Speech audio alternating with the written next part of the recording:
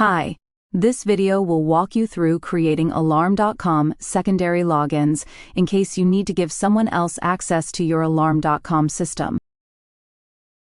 Log in to your account by visiting www.alarm.com and clicking Login, or by visiting www.myvectorsecurity.com and clicking Login under the Alarm.com section of the page.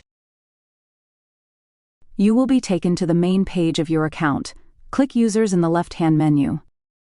Select the Manage Logins options at the top in the blue banner. On the Manage Logins page, click on the Add a Login button.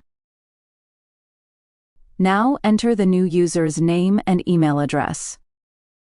Click the Save button to continue.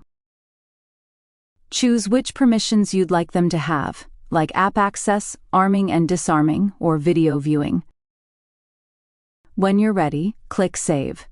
The new user will receive an email invitation to set their password.